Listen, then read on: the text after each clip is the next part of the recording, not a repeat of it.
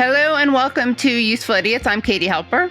I'm Aaron Maté. Thanks so much for joining us. Our website is usefulidiots.podcast.com.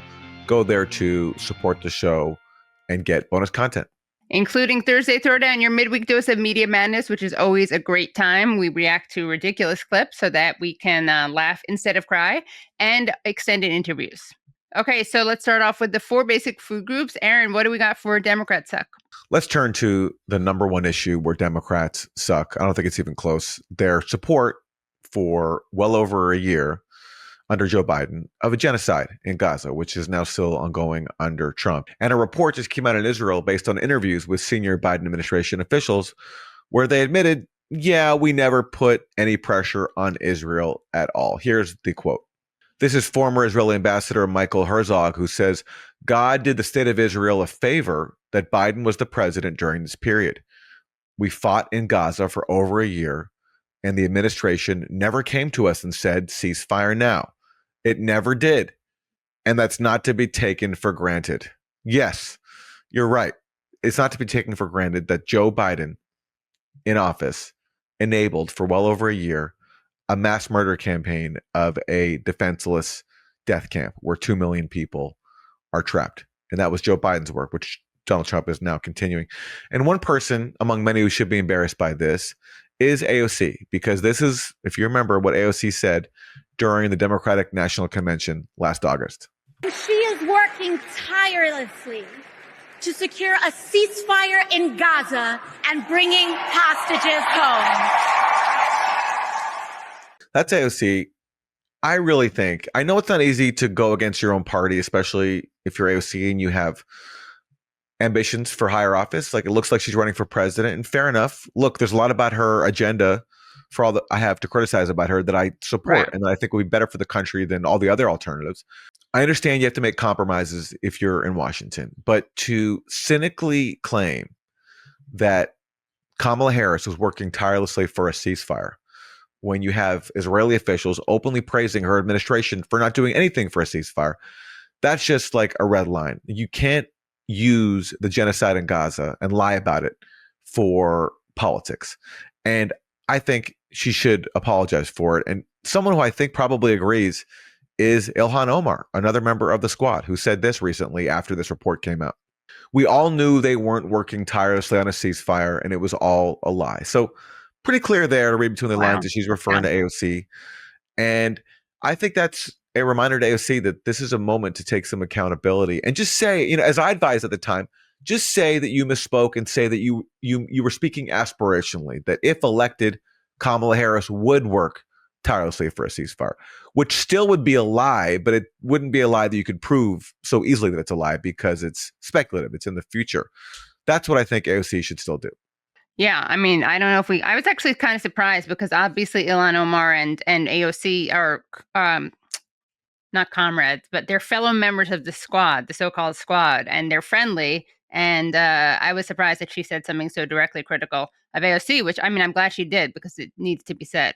Well, it's so cynical to lie about So obvious, the Biden administration trying to end a genocide as they were actively fueling it. It's the height of cynicism. And again, she could argue, look, I really wanted to defeat Trump because I thought Trump would be worse on all these issues, including on Gaza. Okay, and that's like a fair argument. I understand that now. But you can't lie about what the Biden administration is doing when they were actively doing the exact opposite of what you said. But Speaking of Kamala Harris, she has recently resurfaced, giving her first major speech since losing the election last year. And let's hear a bit of what she said. We all know President Trump and his administration and their allies are counting on the notion that fear can be contagious. They are counting on the notion that if they make some people afraid, it will have a chilling effect on others. But what they're overlooking, what they have overlooked, is that fear is not the only thing that's contagious. Courage is contagious. Okay, it's really hard to hear her talk about courage, right? And how contagious it is when she didn't even have the courage to distance herself from Joe Biden, who not only was fueling a genocide in Gaza, I mean, as if that's not bad enough, but also was an obvious cognitive decline. And back when she was running for president and Biden said to her, no daylight, kid, between you and me, rather than telling him to F off, which he should have done, she listened to him. So, like, where was the courage there? And because of that lack of courage then, they helped give the nation Donald Trump. So it's just a little awkward, I think, to now that Trump is doing damage, and they are doing very serious damage, to now go and like pontificate about courage when it was their lack of courage, her lack of courage especially, that helped give the world Donald Trump. They're so insulated from any criticism. They're so surrounded by sycophants that they don't even realize how embarrassing some of the things that they say are. Well, speaking of sycophants, here's an example of how courage is not contagious, because no one in Kamala's circle, it seems, has the courage to come up publicly and praise her with their name on it, as this article exemplifies. Here's a quote from someone who's talking about how great Kamala Harris is, but they requested anonymity. There is a clamoring for her voice right now, said a former Harris senior advisor who was granted anonymity to speak candidly. No one can better prosecute the case while inspiring a call to action than the former vice president. Really? You need to be granted anonymity to like repeat some platitude about Kamala Harris? Like, that's candid, saying how great she is? It seems to me like this person doesn't want to put their name on their praise for Kamala Harris, and I understand why. Democrats really suck. For Republicans to suck, I want to talk about an amendment that was added to the Anti-Semitism Awareness Act. So Bill Cassidy, Republican Louisiana Senator Bill Cassidy, added an amendment to the Anti-Semitism Awareness Act. This act is a bipartisan act which purports to combat anti-Semitism, but really what it would do is it would codify the International Holocaust Remembrance Alliance's definition of anti-Semitism as the sole definition to be used by the Department of Education when investigating allegations of anti-Semitic discrimination. Now, of the 11 examples of anti-Semitism that IHRA offers, 6 of them are about Israel, and which means the majority are about Israel. And one of the examples of anti-Semitism is, quote, denying the Jewish people their right to self-determination, e.g., by claiming that the existence of a state of Israel is a racist endeavor. So basically, they're saying it's anti-Semitic to say that Israel is a racist endeavor. Now, this bill failed previously because some Republicans voted against it, which is kind of weird because Republicans, like Democrats, love weaponizing anti-Semitism to restrict free speech. They love equating anti-Semitism with criticism of Israel. Marjorie Taylor Greene made it very clear back then why she voted against this bill. Anti-Semitism is wrong, but I will not be voting for the Anti-Semitism Awareness Act of 2023 today that could convict Christians of anti-Semitism for believing the gospel that says Jesus was handed over to Herod to be crucified by the Jews. Read the bill text and contemporary examples of anti-Semitism like number 9.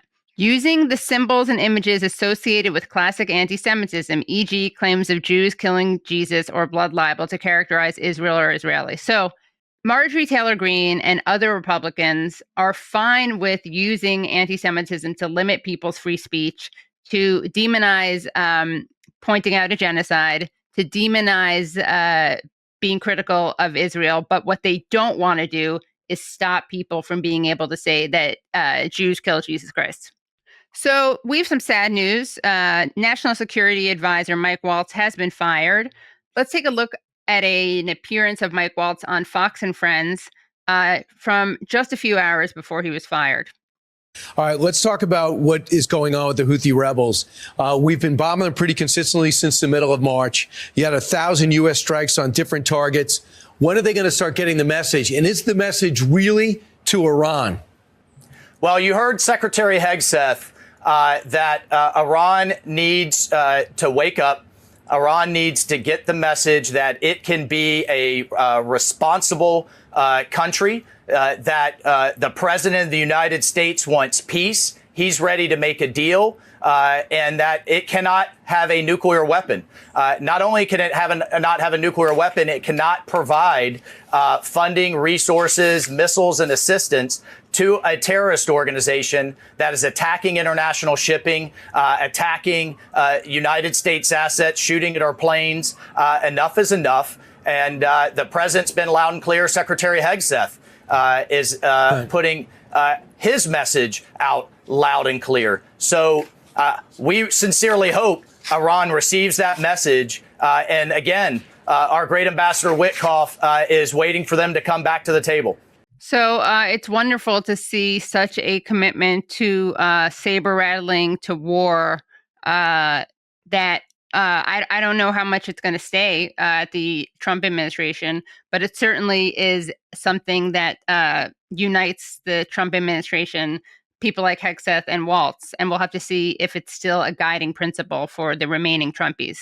It's pretty clear that he's been fired because of Signalgate. I mean, he was the official responsible for adding Jeffrey Goldberg to the group chat. But look, if there's a silver lining, it's one less warmonger in Trump's inner circle. And maybe, I mean, this is a huge leap, but maybe the replacement will not be as much of a warmonger. I mean, Mike Waltz is a career neocon. He supports all these conflicts that Trump once claimed he would end, but of course continues to fuel while in office. And what they're saying there about Iran is that basically it's really strange. Like, so they're asking Iran not only to like make a deal that like addresses Iranian uranium enrichment, but also to stop supporting groups like Ansar Allah, the Houthis, right? Well, why does Iran support Ansar Allah and Hezbollah? It's because these are deterrents to Israeli aggression. That's what, for example, Hezbollah was founded to resist after Israel invaded Lebanon. So if we're going to talk about Iran not supporting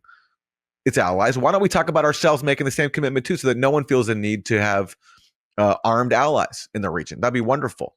Right. These are all groups that exist to basically resist Israeli aggression. That's what Ansar Allah, the Houthis, have been doing in trying to intervene to stop the genocide in Gaza by disrupting ships near Yemen. So there wouldn't be a need for them to do that if we weren't letting Israel commit a genocide inside of Gaza, which is the part of the equation here that always gets overlooked. And by the way, of course, it's not an equal comparison, because the level of support that Iran gives Hezbollah or Ansar Allah it's a drop in the bucket compared to what the U.S. gives Israel.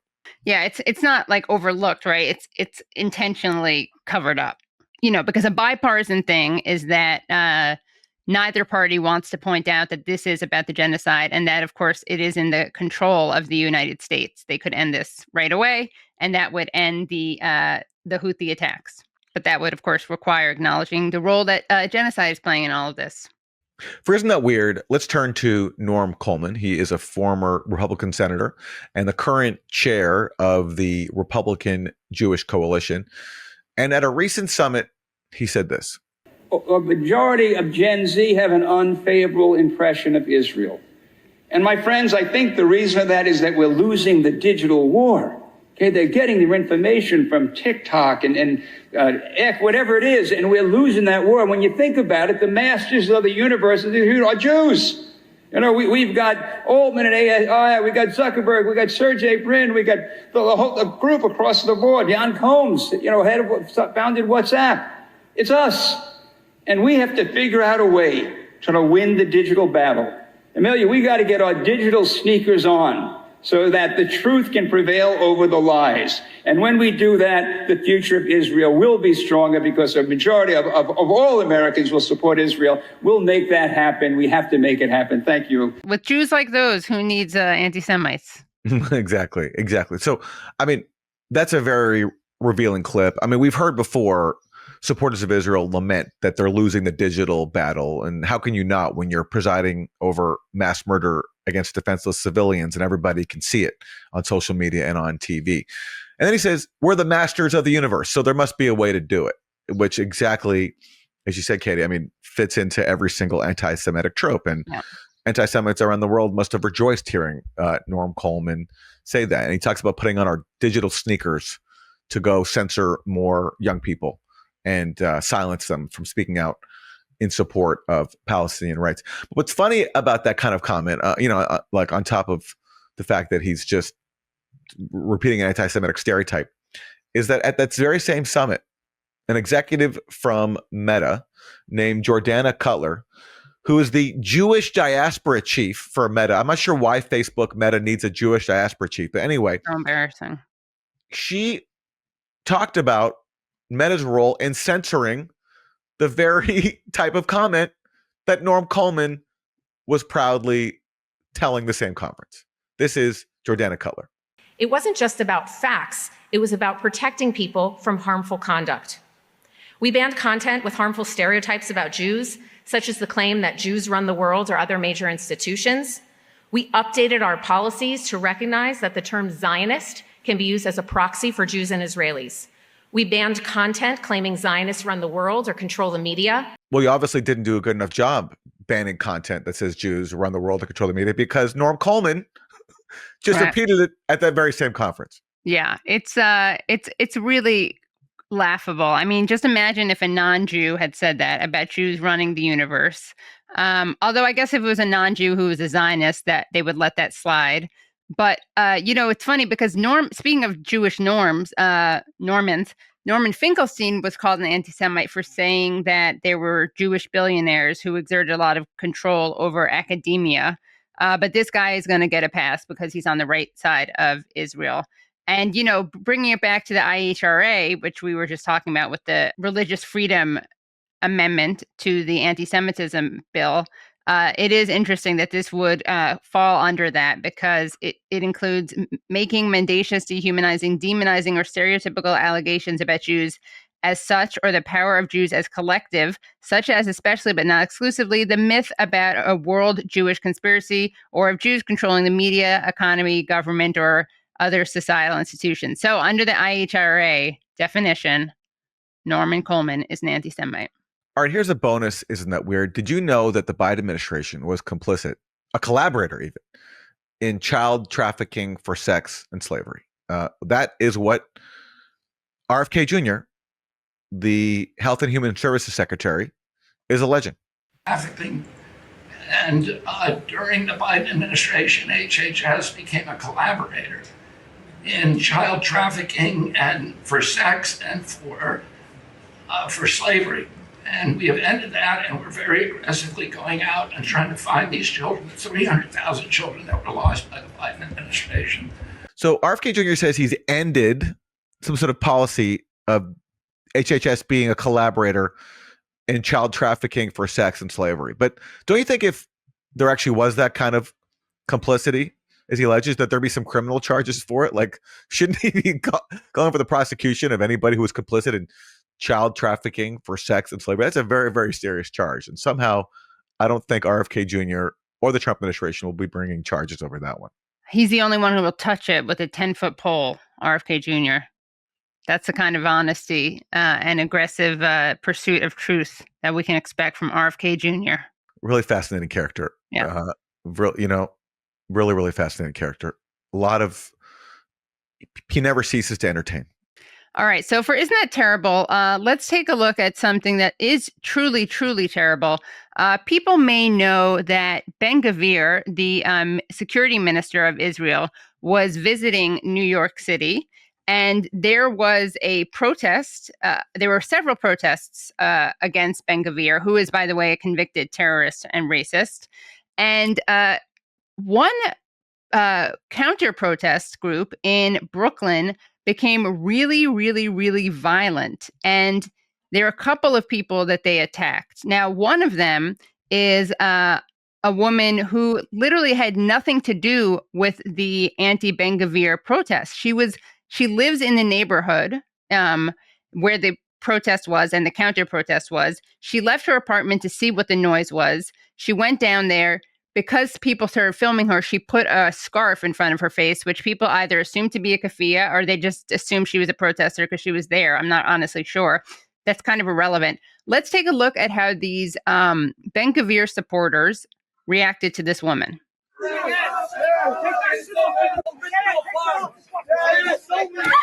So they're following her around. They are kicking her. They throw a traffic cone at her at one point. As you can see they're shouting at her. They're also chanting "Death to Arabs," and they're calling her a waste of semen. And now we're going to hear from a Ben-Gvir supporter, Israel supporter, who, because it's not a Zionist protester unless there's a rape reference made. Let's take a listen to what he asked this woman. This is from the perspective of her cell phone. There's some weird Palestinian. Is that you want someone to bend you over and fucking rape you like they're doing to the Jews in fucking Palestine? I'm trying to think of that.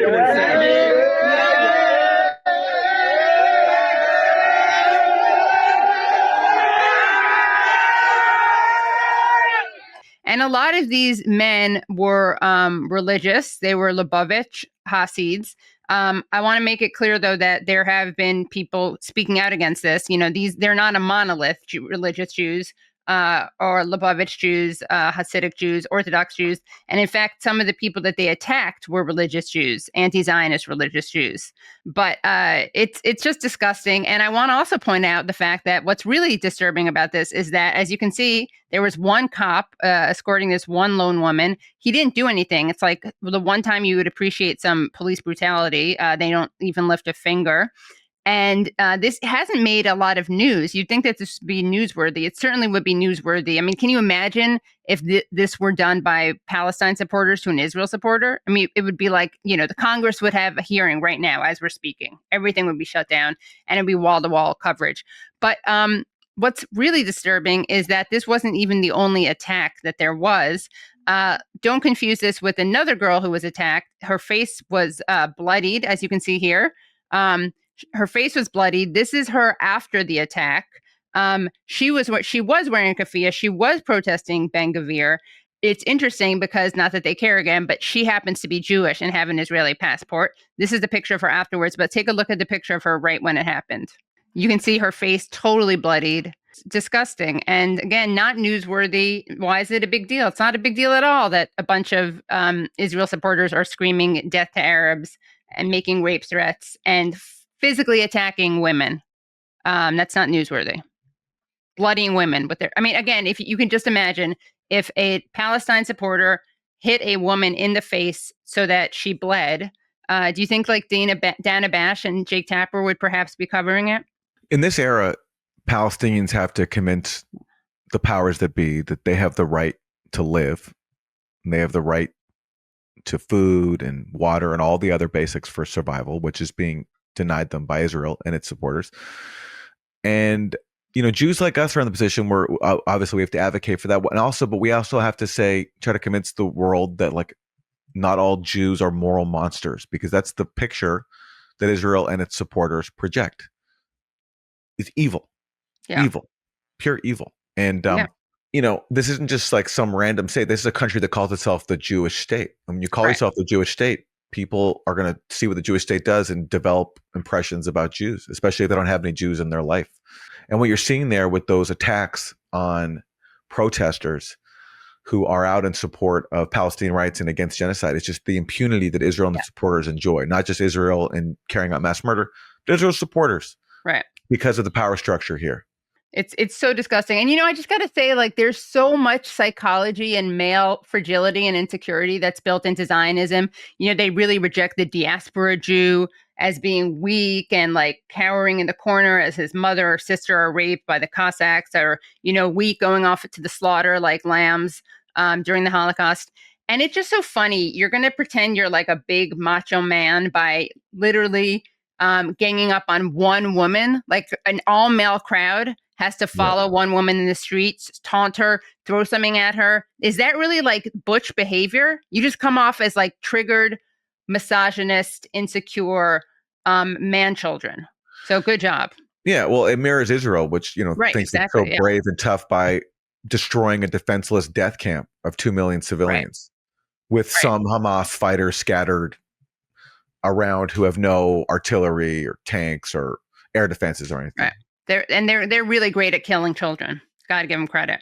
So that is indeed, and isn't that terrible? And again, I know I say it again and again, but it is just like, if you follow these issues, it's like living in the Twilight Zone, where up is down and down is up and black and is white and white is black, where you hear talk of mass rape committed by Hamas, when the truth is there's systemic rape that's being committed by Israel. You hear talk of hatred and violence against Israel supporters, when in fact the hatred and violence and vitriol and rape threats and use of the N-word and impersonating a Black woman as if she's a monkey. That's done by Israel supporters against Palestine supporters. It's just all, the reality is the exact opposite of what the media tells us and politicians tell us it is. And those have been your 4 basic food groups. Health insurance is confusing, expensive, and frustrating, and claim denials are becoming more and more common. In fact, 1 in 5 Obamacare claims were denied last year. That is unacceptable. The headache of health insurance is exactly why CrowdHealth was created. It's not health insurance, it's a better way to pay for healthcare through crowdfunding. When our producer had to stay in the hospital for just 2 nights, the hospital bill was $52,000. With CrowdHealth, this doesn't have to become a financial emergency. By signing up for one of their plans, you'll get access to a community of people who are willing to help out in the event of an emergency. You'll get access to telemedicine visits, discounted prescriptions, and so much more without doctors' networks getting in the way. Let CrowdHealth help you with your healthcare needs. Get started today for just $99 per month for your first 3 months by using code USEFUL at joincrowdhealth.com. CrowdHealth is not insurance. Learn more at joincrowdhealth.com. We are so excited to be talking today to Kate Willett, a stand-up comedian who has appeared on Netflix and The Colbert Report, as well as Émile Torres, a philosopher and historian who focuses on existential threats to humanity and civilization. And Kate and Emile are the co-hosts of a great new podcast called Dystopia Now.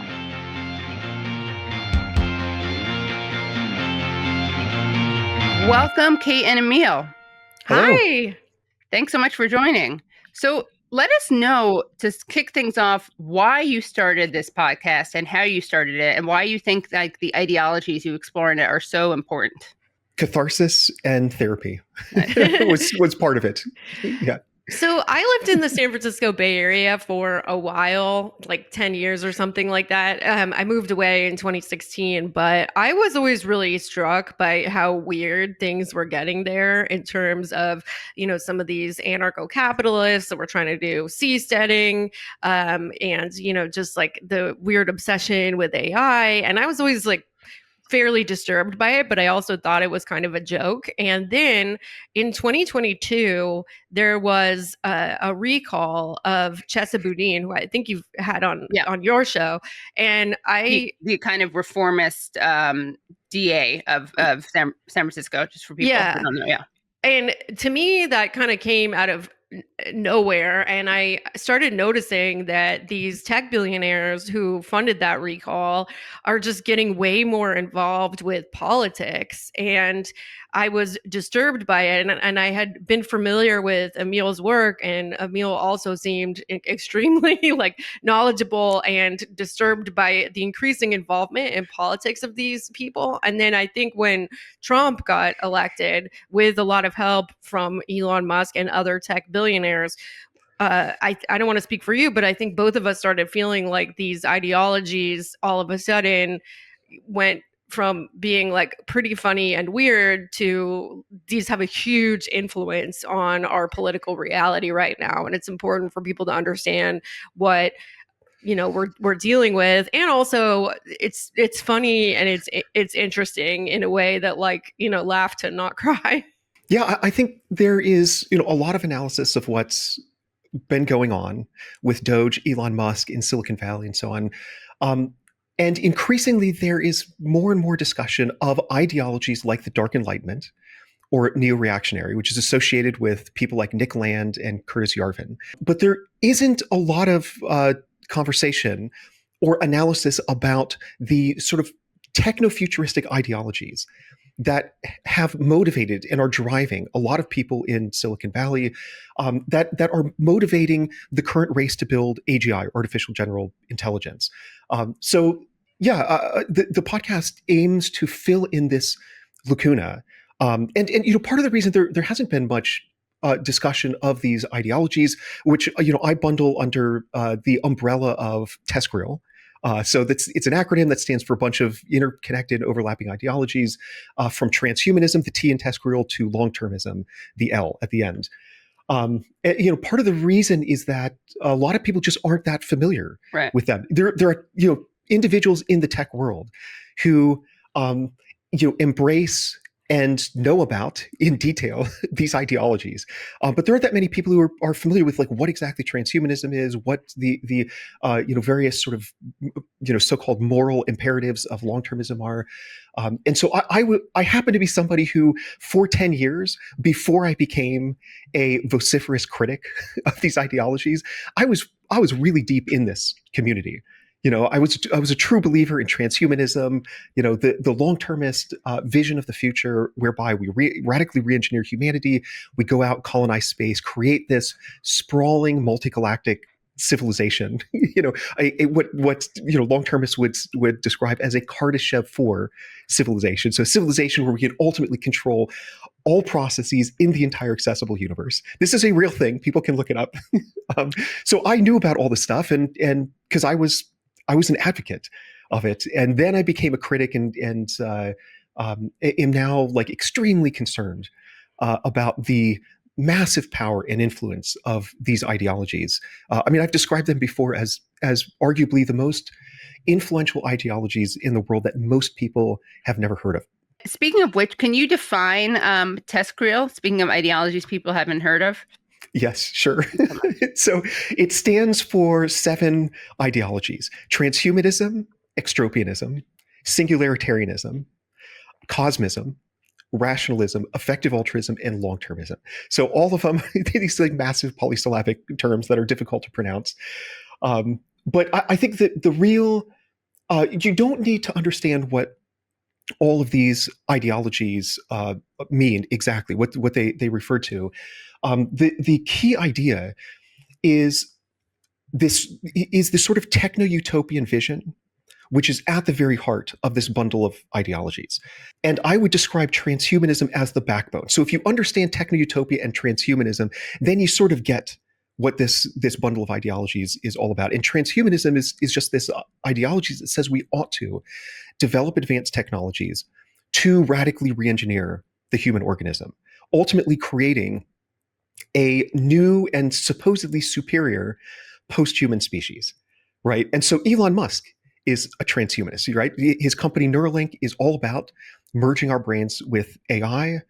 As a futurism article put it, it's about jumpstarting or kickstarting the next phase of transhuman evolution. Mark Zuckerberg, is a transhumanist. Peter Thiel, right? Peter Thiel, absolutely. Yeah. So Peter Thiel has invested tons of money, millions and millions of dollars into radical longevity research. So efforts to, radically extend the human lifespan. Ultimately, the goal then would be to attain immortality. And Thiel himself, like many, many people in the community, many people that I knew back in the day, has signed up with cryonics companies so that in case he doesn't live long enough to live forever, he can then be resurrected later on after his body is cryogenically frozen. This is transhumanism. That's so insane.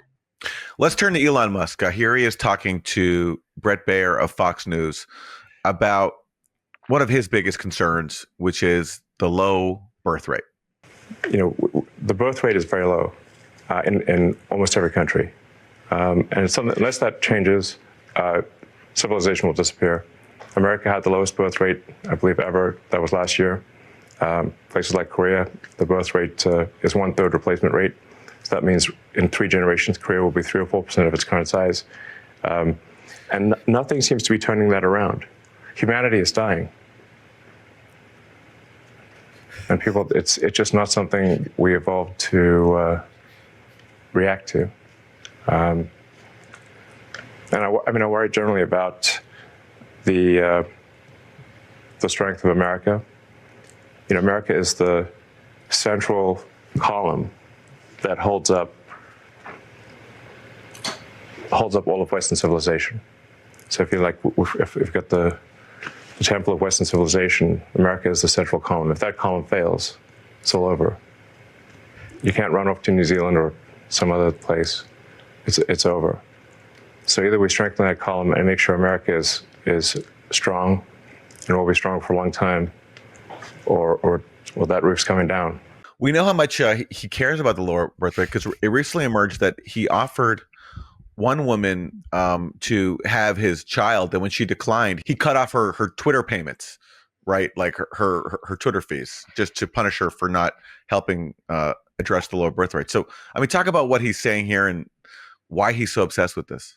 I mean, I think that, let's just get out of the way that a certain amount of the birth rate conversation, maybe even a lot, is motivated by misogyny and racism, the white birth rate specifically. Like, that's a huge part of it for a lot of these people. And with, like the natalism conference that just happened that included a lot of Silicon Valley figures, there are people who are explicitly into white supremacy, eugenics. So that's not part of it. But I do think that, and Emile, maybe you want to jump in here, like there is sort of other things that are motivating the natalism as well. Yeah, I completely agree. It's worth noting that the global population is increasing, right? And it's projected to continue to increase at least through the middle of this century, maybe peaking at 9-10 billion people. Just as like, to keep that in perspective, I can't remember the exact number, but 1970 there were maybe like 3 billion people. So I mean, the human population has increased exponentially, for some time, and so the issue then that he's foregrounding is declining population in like Western countries, right? An obvious solution to that would be immigration, right? But like Kate's saying, I mean, it's let's just kind of be honest about it. Like, he's really concerned about the white population. Somebody actually tweeted, this would have been several weeks ago, that most people don't realize the white population globally is 7%.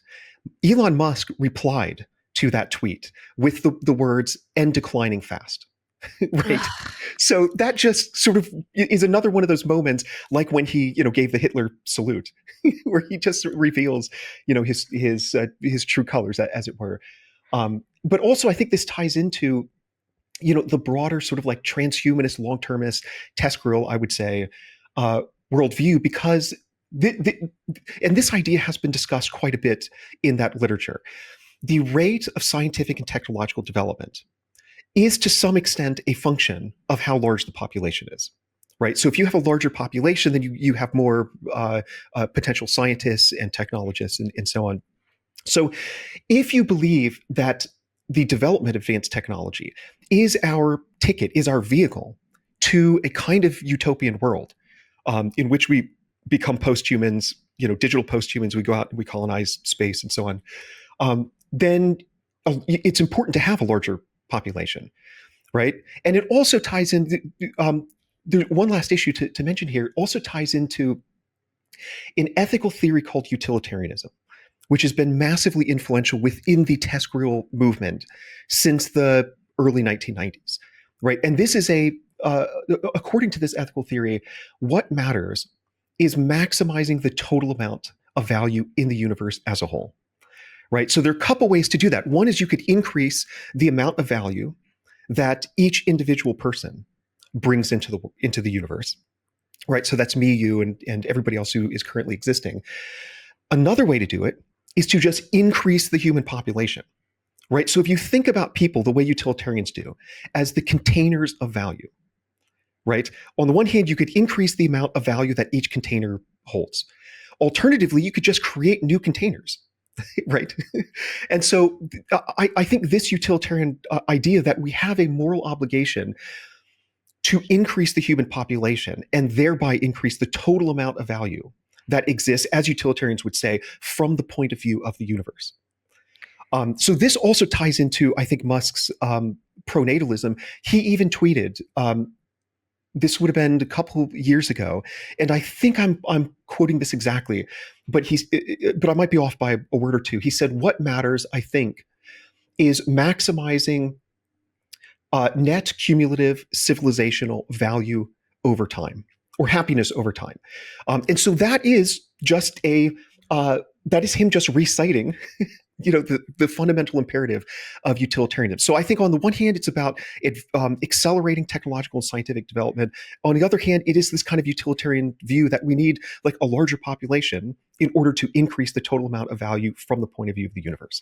And they take it so far too. It's not just about having babies on Earth. It's like they want so many babies that we have to expand into space and, you know, colonize the solar system. And I mean, it's like they're envisioning so many people that there's just no way to contain it on one planet, or maybe even in physical bodies, that we have to become digital beings. It's truly so bizarre.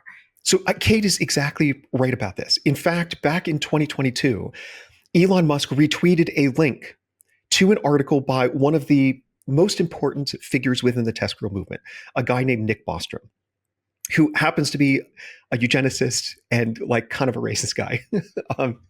And in this article, Nick Bostrom is arguing for exactly what Kate is describing. If we want to like expand the human population, well, the Earth does have a carrying capacity, right? There are only so many people you could house on Earth.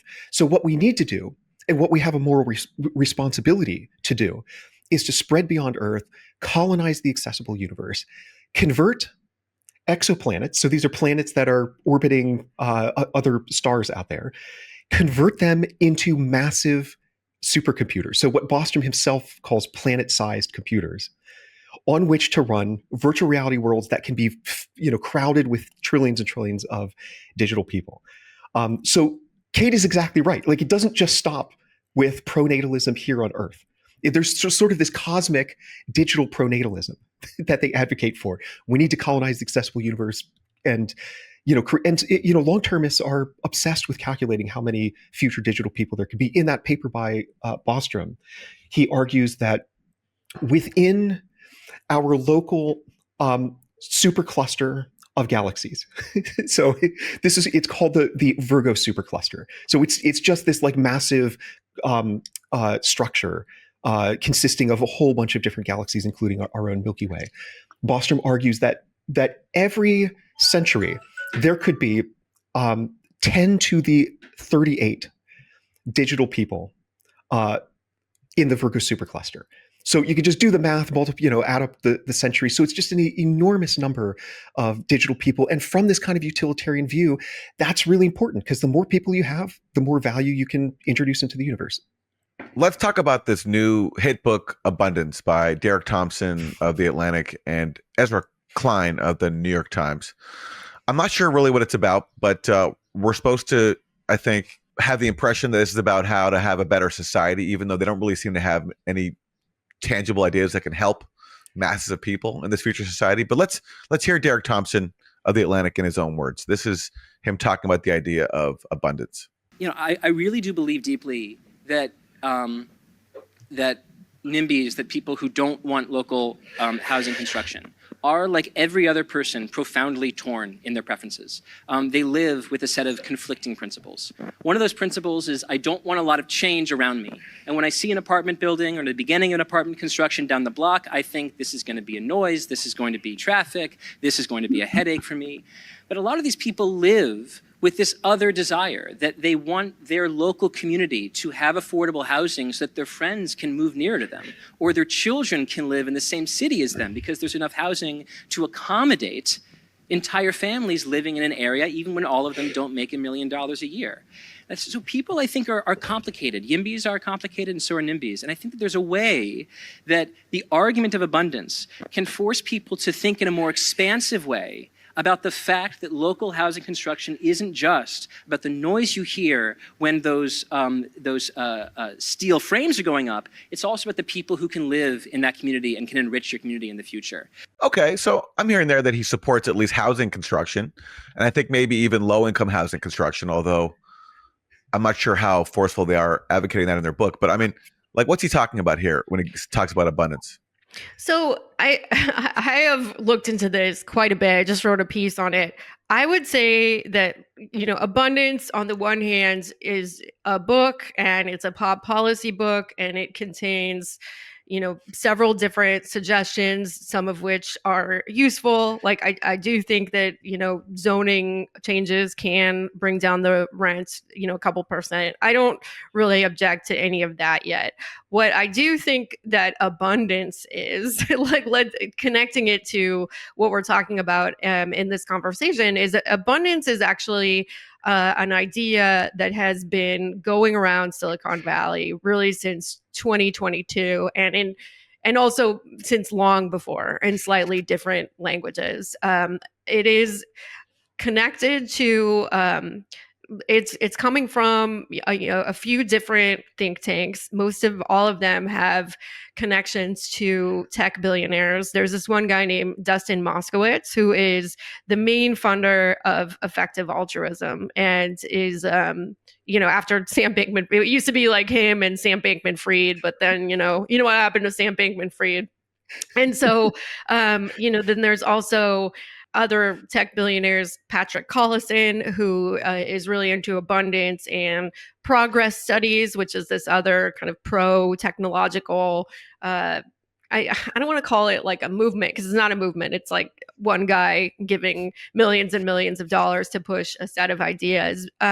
But this is ultimately, like, the abundance agenda is ultimately big tech billionaires' intervention into trying to grab for control of the Democratic Party, even though some of the ideas that they're mentioning are not bad at all. Like, I do think that there should be a high-speed rail in California, and zoning changes can be really helpful in some instances. But this is tech don't like trying to make a bid for control. They have done a very similar thing in San Francisco pretty effectively, with just funding a bunch of elections and a moderate, I'm putting it in quotes, moderate takeover of San Francisco's Democratic Party, because it was really, a bunch of kind of right-wing people that would be Republicans in any other state that's not super blue California.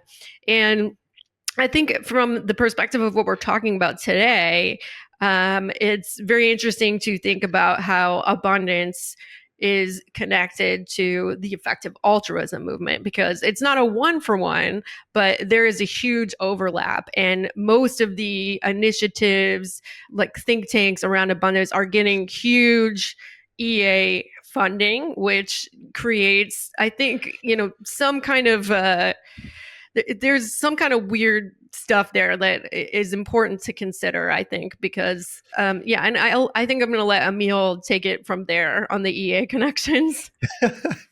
Yeah, so I've not read the book Abundance. I don't know if I really want to. Yeah. I think it's really important to differentiate between like the book and like what is abundance as a frame for politics, which is being pushed by, these centrist and or libertarian think tanks, even one that is pretty far right, the Foundation for American Innovation. Whenever somebody's criticizing this as a political movement, not a movement, a political alliance, or I think of it kind of like the Democratic Leadership Council. That's what they're trying to do. They're like, oh, it's just a book. Yeah, it's fine. Ezra Klein's allowed to write a book. The book isn't the problem here. So we're specifically not talking about the book. We're talking about a collection of political organizations that are trying to vie for power in the Democratic Party with a bunch of tech billionaire funding. I mean, as far as I could tell, this alliance, it's part of a kind of broader techno-solutionist, kind of techno-optimist movement. I mean, I guess it does tie into a view it ties into the core of the TESCREAL bundle of ideologies that I was describing before, this kind of techno-utopian vision. Utopia is within reach. It's something that we can create through our own scientific and technological ingenuity. But that means like developing more and more technology. And is that what you're saying, or you're saying that that's what they're saying about utopia being in reach? Yeah, so I think that is kind of what underlies this. Okay. So this idea of abundance, this has been promoted by people in the TESCRO community going back a really long time, right? There was a book, published more than 10 years ago titled Radical Abundance, and it was massively influential within that community. And it was all about how if only we develop advanced AI and something called molecular nanotechnology, so a technology that could manipulate matter at the level of atoms and molecules, right? So it's the ultimate sort of manufacturing. It's another term for it is atomically precise manufacturing. So if we could develop this technology as well, then suddenly a huge space of possibility opens up. We could, everything we could possibly want, we could have.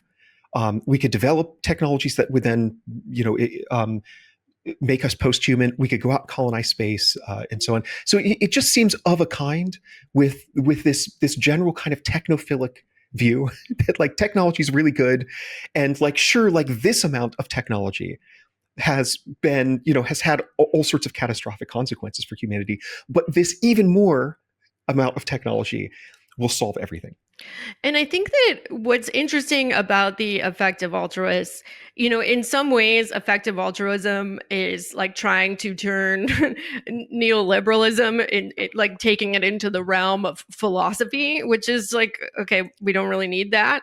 It's fine for it to be, in the realm of economics. But, this is like about effective altruism is like wanting to, bring neoliberalism into like the soul level and have this really complex moral justification for it. I think, with effective altruists like Will McCaskill, who I think is one of the founders of the movement, like they truly seem to believe that poverty is almost over, and that just by like innovating and like we're not going to have to worry about redistribution anymore. There are some really good critiques of abundance from an economic and policy perspective. I really liked Malcolm Harris's in the Baffler, and Zephyr Teachout wrote a really good one too. And I'm going to leave that realm to them. But I will say that, like, with the kind of techno-optimism, that's obviously been a really big thing in Silicon Valley for a long time, especially Mark Andreessen. Is one of the tech billionaires that has really been pushing it. Like in, he wrote the Techno-Optimist Manifesto, which is one of the wildest documents I've ever read. And in 2020, he also wrote this essay, It's Time to Build, and kind of laid out, I think, a very similar vision in some ways to the one that Ezra Klein lays out. And I think, for a lot of these guys, and I'm saying guys because it is mostly men, the tech billionaires, like, they have gone towards Trump, and a lot of them funded Trump, and a lot of them have, become pretty hard right and are, doing horrible stuff when it comes to, supporting policies that are just absolutely atrocious way of treating people who don't have homes. And, like, to me, abundance seems like it's kind of trying to do Andreessen's philosophy for like a liberal version of it that's like a little bit more, we can have some public housing in there too, and this is going to create like social justice. It's sort of taking the